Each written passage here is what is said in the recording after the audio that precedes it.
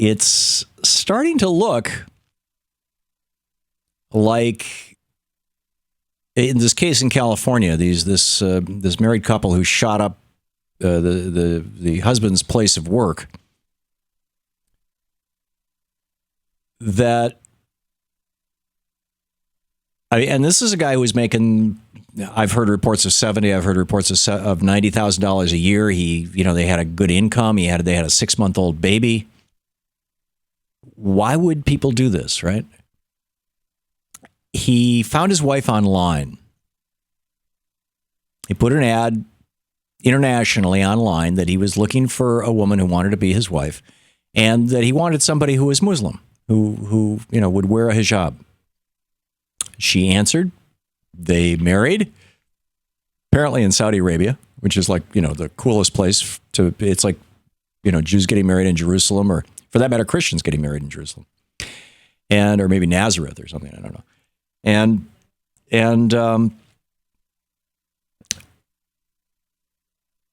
And this increasingly, there's speculation that she might have radicalized him, or maybe he just kind of went along because he was in love with this woman. And that she came from Bangladesh, if I'm recalling this correct. Was it? No, or it was Pakistan. Pakistan. She came from Pakistan. And there's a huge Sunni fundamentalist, hard right militant contingent in Pakistan. So it may be that, I guess the message for American Muslims is don't get a mail order bride, basically, because you might get an ISIS person. Who knows? I mean, this is just, my speculation. Remember yesterday I was saying, she has to play a consequential role in this. A woman doesn't give birth and have a 6-month-old baby and then decide to destroy the life of that child. And this, as a parent, I'm telling you, those of you who are parents know what I'm talking about.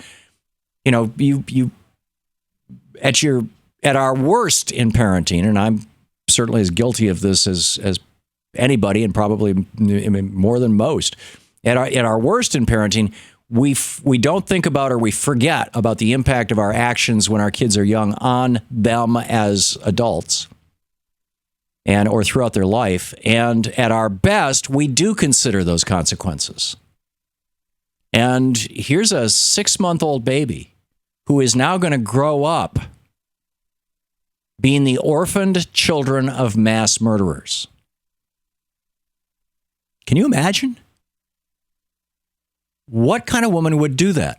And yesterday I was speculating, postpartum depression causes some women to kill.